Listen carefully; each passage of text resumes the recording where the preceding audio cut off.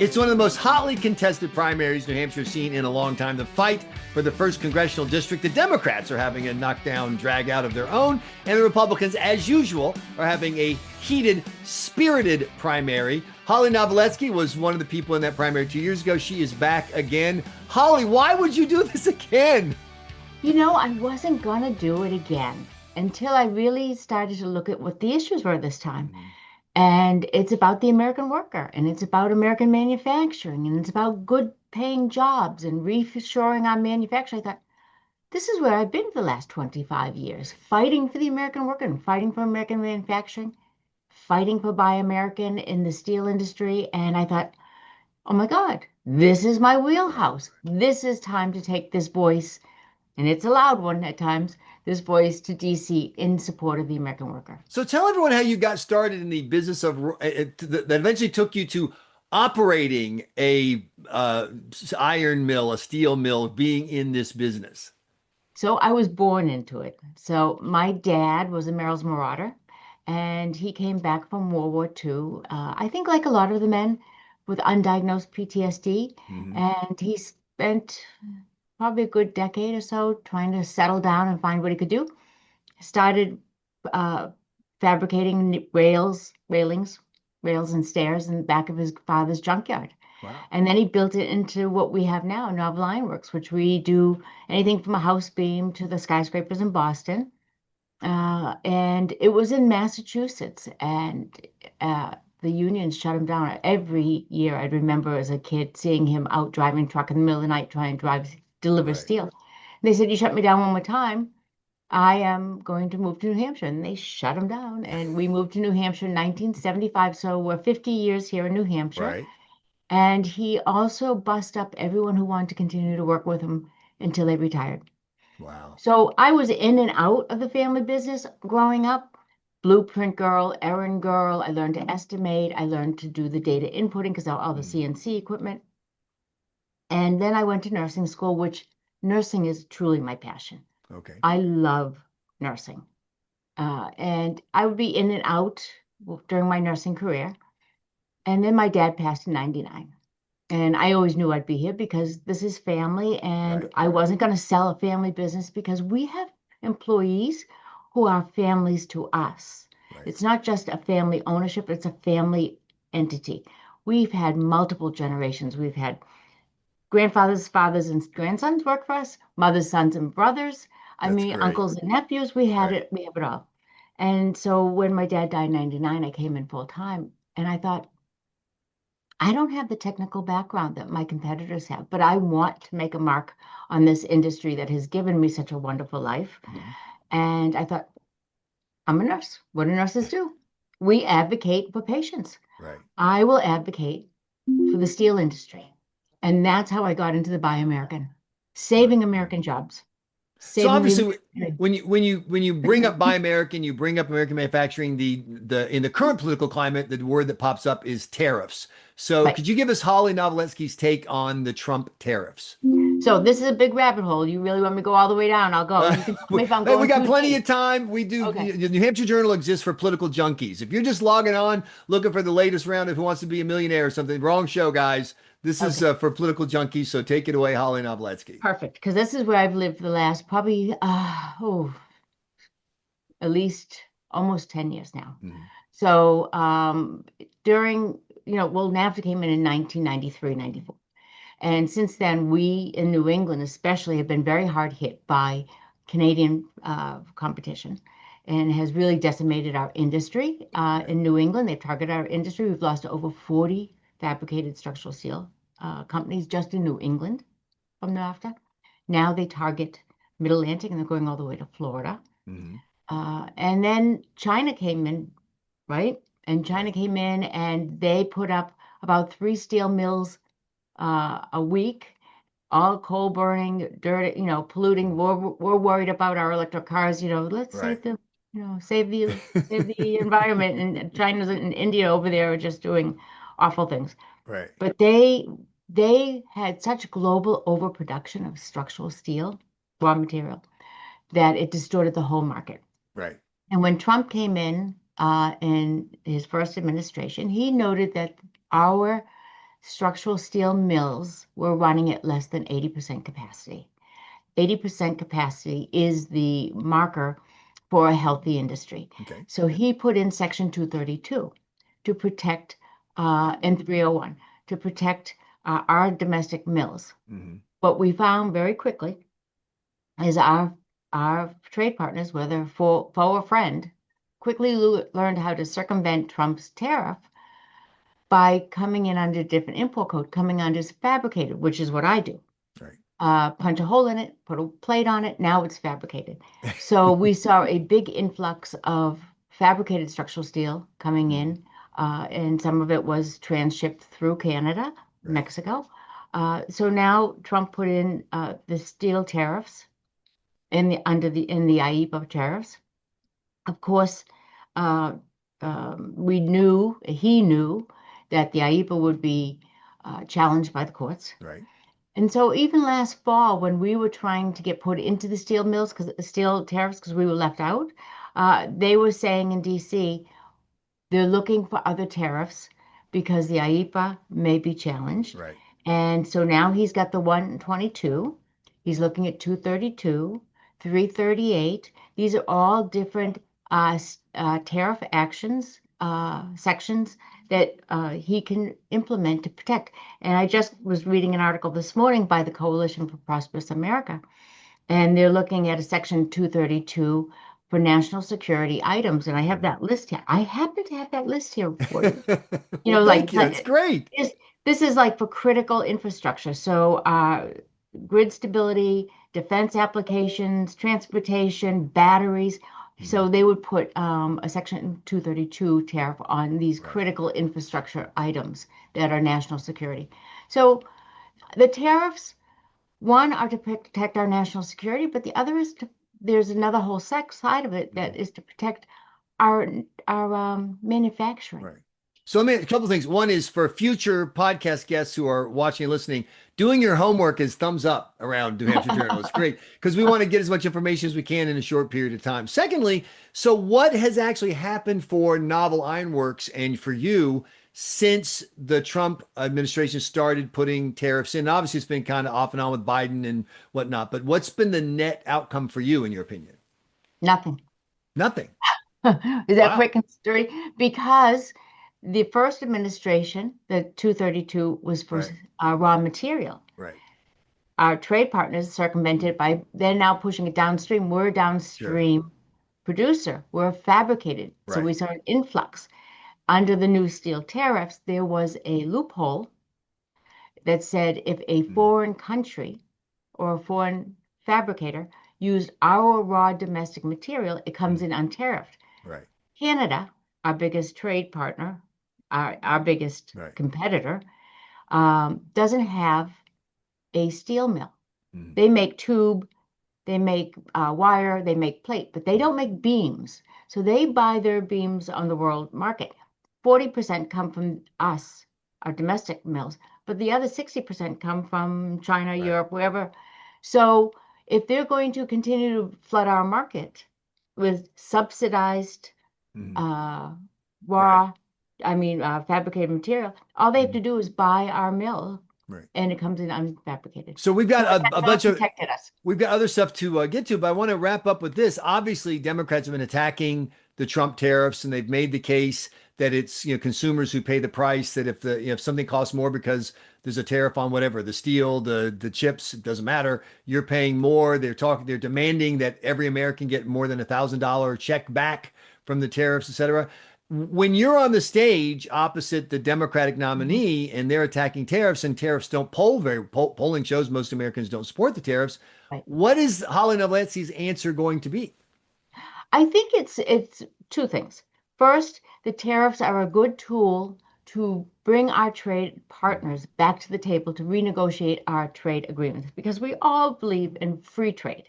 We're a global economy, free trade, but we want it to be fair. So we use the tariffs as a tool, whether it's a carrot or a stick, depending on what side of the string you're on, to bring back our trade partners to renegotiate. And then they should be surgically applied to certain industries like this that are national security, to protect our national security concerns.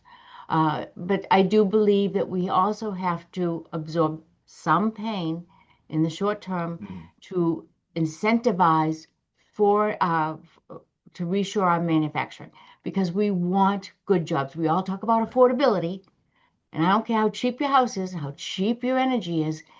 If you don't have a decent job, Mhm.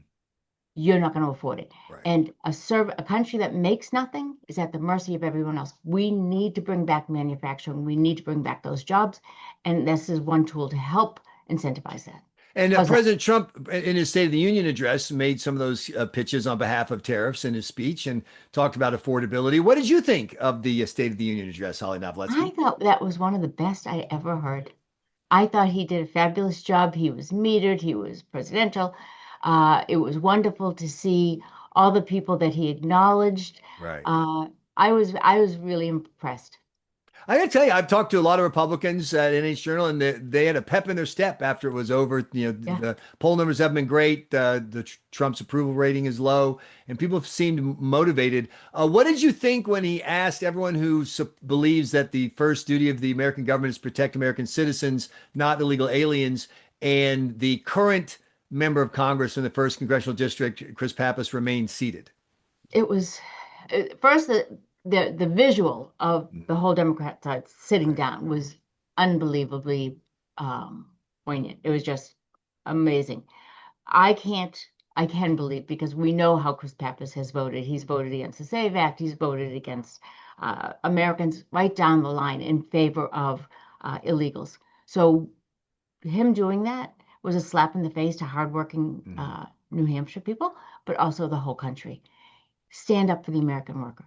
Stand up for the American citizen. Stand up to make sure that when Right. we send our children to the local store, they don't come back like Jocelyn Nungary, Mhm. that we can go for a run as women and not have what happened with Rachel Morin. We can send our kids to college and not have what happened to Lake and Riley. We want to be able to protect these people. And that is the first Right. responsibility of government to make sure that we're safe in our communities. So, a recent New Hampshire Journal poll showed that Granite Staters still support immigration enforcement. A majority say that if you're here illegally, you should just be deported, period. Like, no additional, did you commit another crime, whatever. Most Democrats don't support that. They think you should be able to stay here illegally as long as you want, unless you commit an additional crime. So, that's kind of the divide. But it also, the poll found that 2-1, 60-40 margin, people in Granite State are unhappy with the way ICE has been carrying out its activities. They didn't support the Merrimack facility. When people ask you about ICE and enforcement and the Trump administration out on the campaign trail, Hollie Noveletsky, what do you tell them? I say that I support deportation. And if they say it's inhumane, I tell people this all the time. I've done a lot of volunteer work as a nurse, and some of that has been over in Sierra Leone working with the victims of the Blood Diamond War. I worked in the amputee camp, but I also worked with some of the women who were held as sex slaves. Right. And there is nothing more inhumane than human trafficking. So we need to deport these bad actors. We need to find those people. And Mhm. people talk about compassion. I mean, Anthony and I disagree on this. He says ICE needs more compassion. For people who don't know, that's Anthony DiLorenzo, one of the other candidates in the Correct. New Hampshire Correct. first congressional district primary. I say ICE, look, they found those 3,000 children in Minneapolis. That is compassionate work. They are helping to deport these people Mhm. who have put women, children, and men into human trafficking. Let's have compassion for the victims here in the country. Um, but as far as deportation, the country overwhelmingly elected President Trump Mhm. to take care of the illegal immigration issue and deportation. He shut down the border and now he's deporting. People, I think, in their mind had Right. thought it would be a much more sanitized version. So, what has happened is blue states, sanctuary cities, and Mhm. states have set up this um, theater where they Right. don't allow police to work with the ICE officers. Now, here in New Hampshire, we have 13 cities and towns that have contracted with ICE, so they can hand off in a much smoother uh, manner. We also have our jails up in Berlin. We Right. have county jails that are working. So as long as the prison Mhm. system the judicial system Right. and the police system are allowed to work with ICE, it's going to be a much smoother transition. But they want the theater. They Sure. want to see this. They want to turn people's feelings against Right. deportation. And look, watching people get put in custody is not fun. There's nothing fun about this. But this is just so bizarre to me. No one says when you arrest a bank robber at his house and his children are crying and his wife, is upset. Oh, well, don't arrest him. Look how Right. upset his family. Well, no, I'm sorry. He should have thought about that before he robbed the bank. You don't want to Right. get deported? Here's an idea. Don't come to America illegally. I mean, it's not. I don't understand this notion that because it's upsetting for the people who broke the law, therefore you shouldn't enforce the law. It's just bizarre. And this other thing in the ICE debate about the facility in Merrimack, this phrase has emerged of human warehousing. I'm like, I know. I've never heard. What do you mean human? You mean And a there was jail? $150 million renovation on that place. But set that aside. Right. What does the phrase human warehouse even mean? It means a bunch of humans in the same building. Oh, you mean like my dorm in college? You mean like Right. my apartment building? Nursing Oh, you mean homes. like every jail and prison in the world? So you're saying Right. that you're against jails? We shouldn't have jails? We shouldn't have prisons? Wait, like Well, they've people. opened up the doors. They Yeah, don't. it's just a bizarre. It's just the way people talk about it. Look, once again, it would be really nice if no one ever had to be deported. It'd be really nice if everybody there were never any issues. But if you don't have immigration enforcement, you're going to have what you had in the Biden era, which is a wave of illegal immigration. And that's And just the all way the these, world is. And it's not about being mean. It's about the way the world is. At the same all, time, not, you can do it smarter. People can be smarter too. nobody was screened. We don't know who's here. Right. Yeah. But I want to, you mentioned Anthony DiLorenzo, so I want to get to the political stuff, but I have one last public policy thing first. You were talking about the impact of tariffs and of the impact of trade, some would say dumping, et cetera, and what that challenge that presents your industry. But I was wondering for manufacturing leaving New England, one of my first thoughts is energy costs. You're Absolutely. paying 2 to 3 times what they're paying in places like South Carolina and Alabama. You're paying double the national average. Could you talk a little bit about what energy costs mean for Novel Ironworks, and then what you think the policy should be if you're in Washington, D.C., helping set national policy? I love you for this question. So, That was yes. a close call. I mean, I'm glad I Yeah. asked it. So, because that's all about affordability, right? The bottom line is we need decent jobs, and we can't bring them back to New Hampshire until we address the energy needs. And energy, so we need to. So what's happened for your business with energy costs Okay, since the so time we're you very began? energy dependent. Right. We're big consumers of energy. With the welding, with the Sure. blaster, we have to Exactly. blast off peak season, off peak hours rather. So yeah, Do you we're use very electricity or gas? What's your source? we're electric. We have a high electrical bill. Ooh, Yeah, I can't even imagine what your electric bill is like when you're running a blast furnace off of yeah. it. Well, we have to run it after off peak Right. hours. Yeah. And I have to say the energy company has worked with us to figure Mhm. out best ways to save money, Sure. but it's still a huge piece of our overhead. Mhm. And so energy, bringing back manufacturing. We can't bring back manufacturing until we address the energy issue. I am for all forms of energy, but I don't believe that wind and solar are really appropriate here Mhm. because it has to be consistently Right. available, low cost. Wind and solar are not consistent. So we need to get a pipeline, the pipeline across New Mhm. York and Massachusetts. Now that's interstate commerce. As a federal representative, I can advocate for that on interstate Mhm. commerce.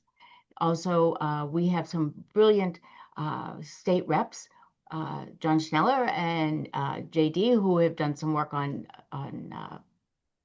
energy, Mhm. and they talk about the Jones Act. And now all the candidates are talking about the Jones Okay. Act. So the Jones Act, let me tell everyone what that is. In the United States, if you ship something from an American port to another American port, you must use American operated manufactured shipping. And there is very little American For manufacturing and every operated ship shipping. we build, China, I think, builds 230 some odd. Mhm. And that was started, though, in the 1920s. So what's your take on the Jones Act? Should we repeal the Jones Act or should we keep it? Well, we need to protect our shipbuilding. What we need is an exemption for energy. Okay. So you keep Yeah. the Jones Act unless you're bringing in natural gas natural from gas. Louisiana or Yeah, whatever. yeah. Okay, Yep. there you go. So we get and that's immediate, right? Right. That's immediate. If we put nuclear, small nuclear, we still have to build out our electrical grid to get Right. it out. So that's infrastructure spending. It all comes back to infrastructure spending, housing even.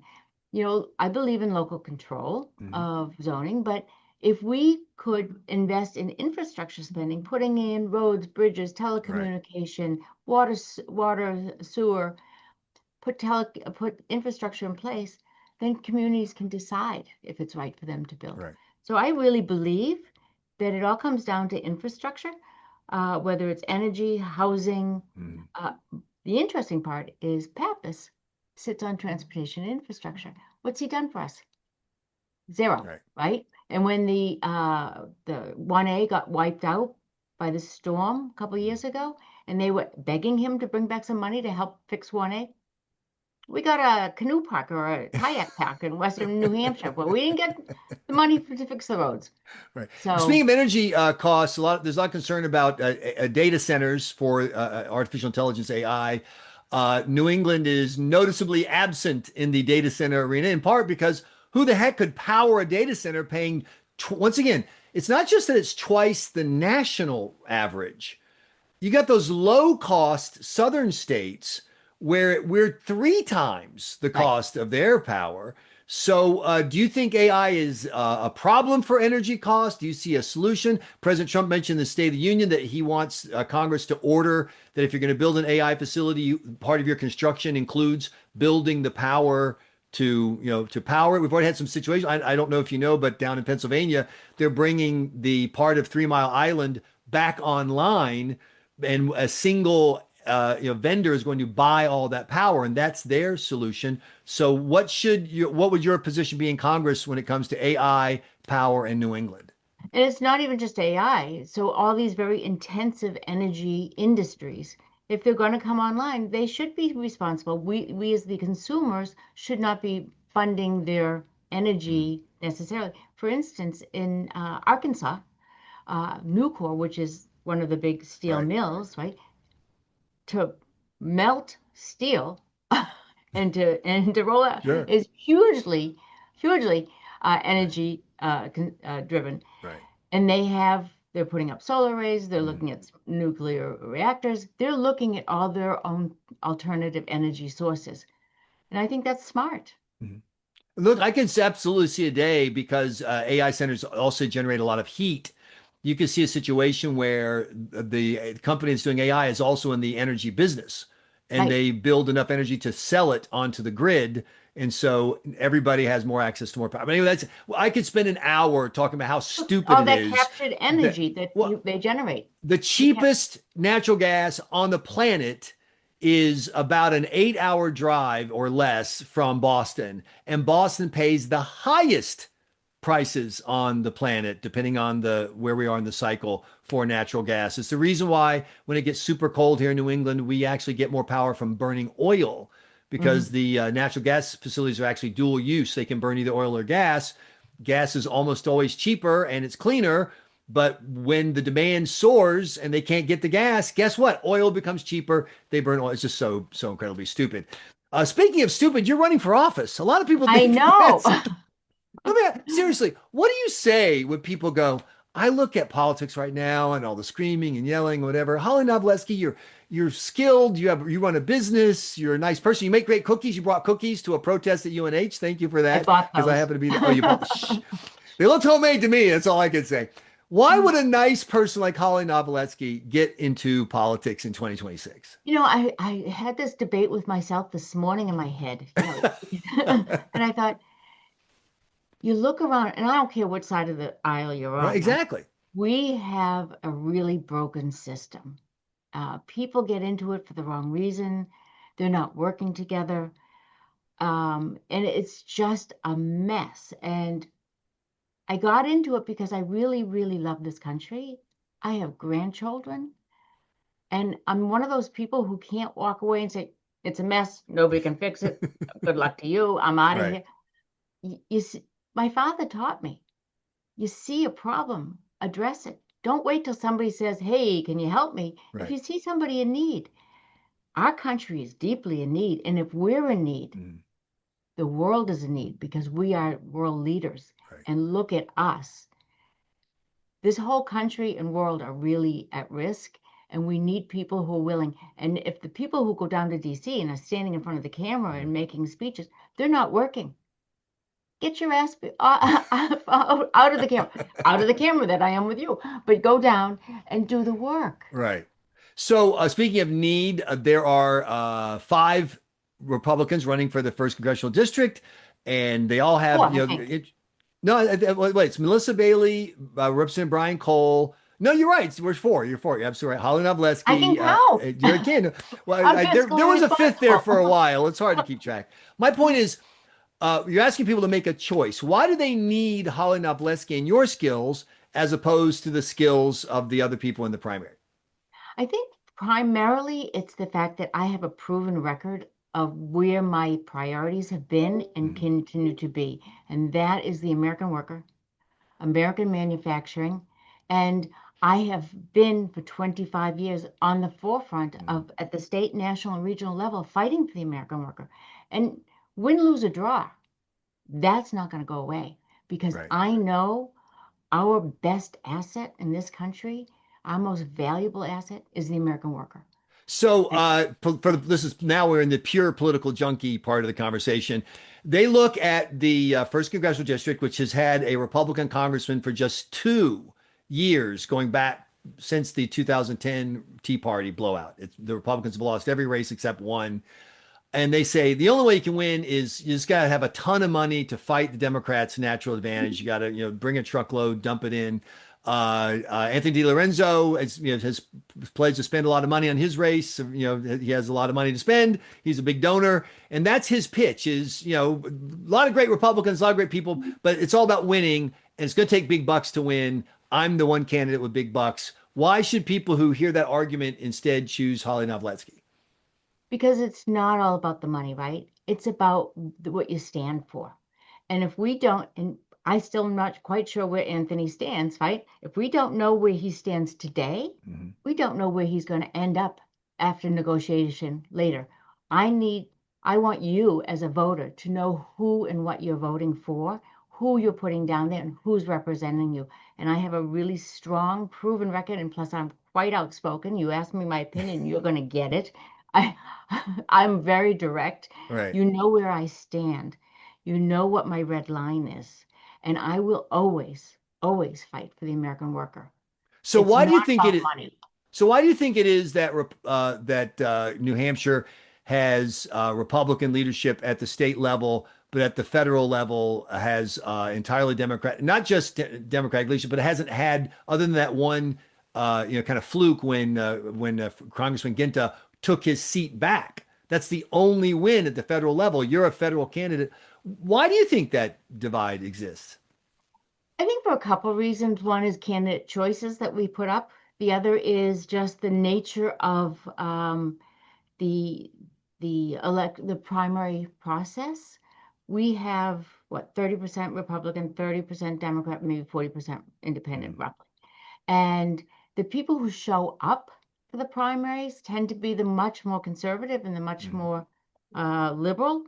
And so those are the candidates that tend to get um, chosen in the mm. primary.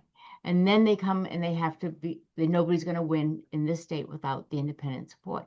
And I think that's been part of the problem. Uh, so which of the Democrats running do you think is going to be their party's nominee? Well, you know, if I was a Democrat, I'm if not I asking you to was, pick them. I just think based on what you're out there campaigning, you yeah, have yeah, obviously Senator Shaheen's daughter, Stephanie Shaheen, is at the top of the polls, name ID, et cetera. Maura Sullivan has run before. She has a military background, a great she's a fundraiser. stronger Christian candidate. Urrutia is a new voice. He's got also a military background. He's an attorney and businessman. Sarah, I apologize, Sarah. I can never pronounce your last name. Sarah C603 is what she is online. She's got endorsed by one-time conservative Republican congressman from Illinois, I and saw then that. Representative Heath Howard has been very aggressive with his party about being more progressive, and then Carly Berliant, who I rarely talk about because she's not on social media, and like everyone else, I'm on social media. But anyway, just very briefly, that's the lineup. Who do you think, based on what you've seen around the district, is going to be their nominee? So far, it's I see that Stephanie, because the polling is higher for her. But I think when people poll her, they don't know what Shaheen they're voting for, right? And so it's all about her name recognition, but not necessarily about what she stands for. She is much more liberal, I think, than Jean, if you can be. I think she's doing the Biden campaigning a lot in her basement. I saw that she was out at the ICE facility, the potential ICE facility. She's getting out a little bit more. She still is not very vocal, but it's probably going to be Stephanie just because nobody else knows which one it is. And finally, so you've been out campaigning, as your second campaign. Is there a person you've talked to or a moment you had on the campaign trail that you wish you could have had a camera and show everybody that will tell us something about either the mood of the electorate or the state of New Hampshire, how voters are feeling?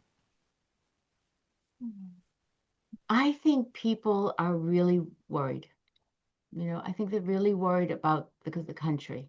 And I think I hear it over and over and over again, that this election is very important because, so there's not one, because it's always repeated. If we lose the House and the Senate, and they try and undo the work that has been done in the first half of this, by that point, the first half of this administration, it is going to destroy the country. And that's the fear.